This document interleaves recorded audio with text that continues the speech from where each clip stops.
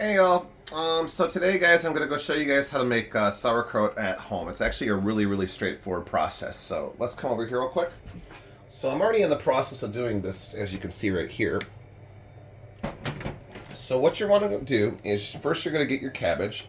You want to take and make sure that you save at least one leaf and leave it completely intact. This will come in handy later, and I'll explain why. So first you're going to actually just want to cut the cabbage like so. And you can cut it any way you want. The classic way is into strips. Like so.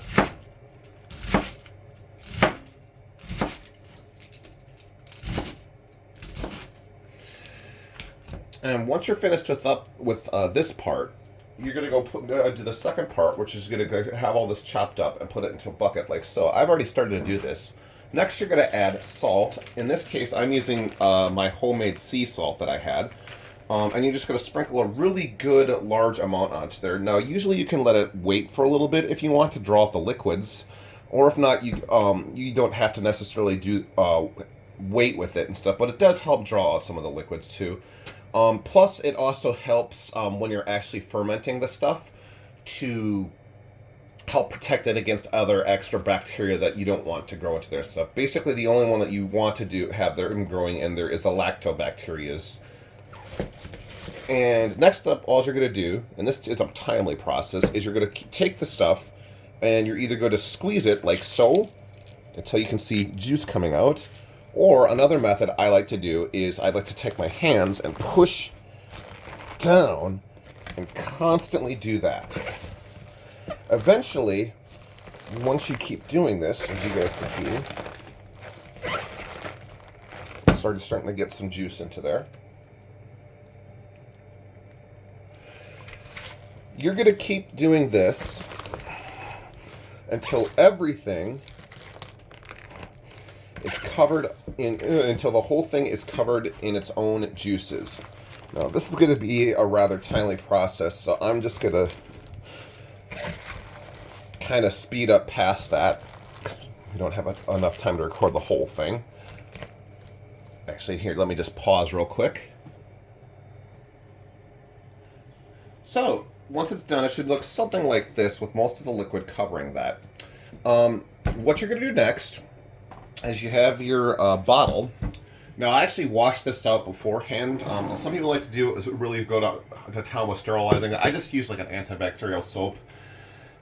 Wash that out real quick, and it's good to go. Also, of course, make sure your hands are sterilized before you do any of this, because you don't want anything bad happen.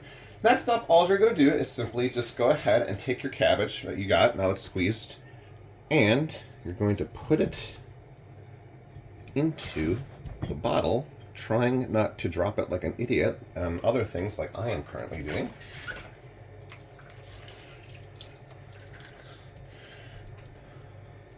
All right.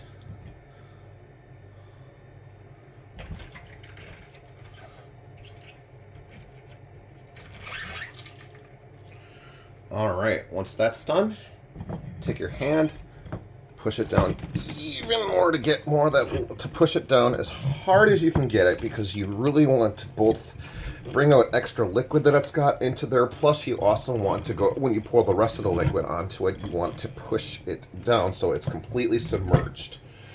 With that done, you simply add more liquid. And you'll note that everything in there is more or less covered. Now, I got to finish up doing this one, so I'm going to go pause real quick and come back once we get the whole thing finished off. Alright guys, now as you guys can see, I pretty much have the whole thing filled. There's a couple of pieces that are still floating and stuff, but that's okay because we are going to use that extra leaf just for this, and I'll explain how this works.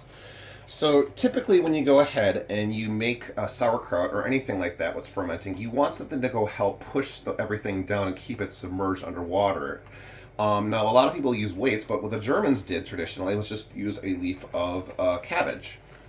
And they fold it up like so, slip it into the jar, and try to push that so that it goes and covers pretty much everything you'll on top. There might be one or two pieces that are floating onto here and stuff, but that's not a big deal. Now, again, with this, you want to try to keep the leaf submerged as much as you can. If a little bit sticks, because if not, it might get mold. If a little bit sticks up and stuff, it's probably not going to kill anything, but just to be on the safe side, just try to keep it submerged under there as good as you can. That ain't perfect, but that's doable. So, next up, what you're going to want to do is you want to go stick some sort of a weight on top of this.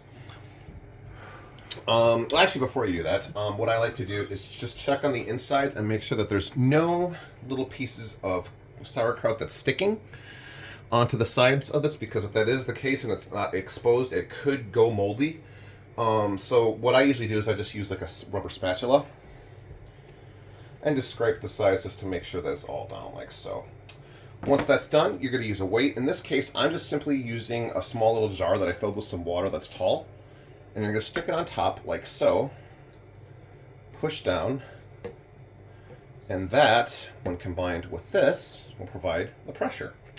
And then from there, you simply hold it like this. Now, once this is done, basically all you have to do is wait.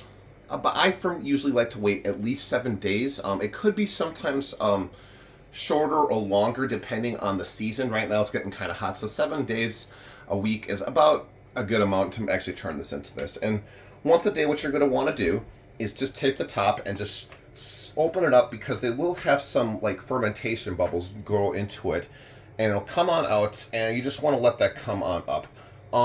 Next, the other important thing to look out for is mold.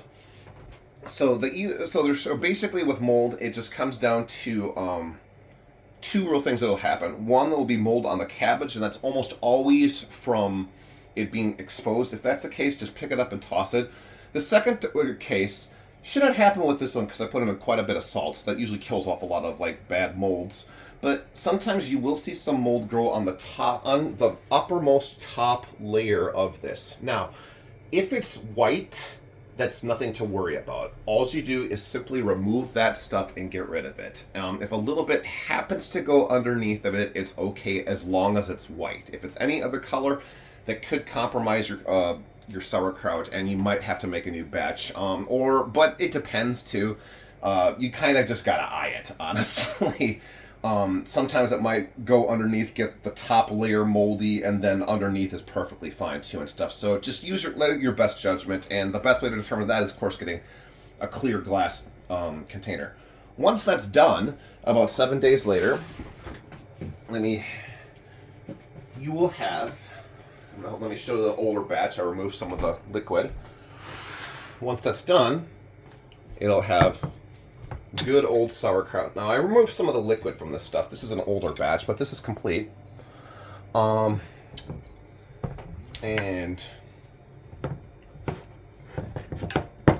this case, I'm just digging right out because I'm fat. Bastard that just doesn't even care about silverware plates. Also, this is really good. It should look less like this. Yeah, it's freaking good. And once it's finished, you can keep it under the liquid if you want to. You can can it if you want to as well, too. So if you guys have like canning supplies at the house, you can do that. Be aware though, if you heat can it though, that does kill some of the harmful gut bacteria that this stuff produces. Or you can just store it and remove some of the sauerkraut juice. Like I found other uses for it as well. And you can just store it into the fridge. And yeah, that's pretty much it. So anyway, I hope you guys enjoyed and have fun.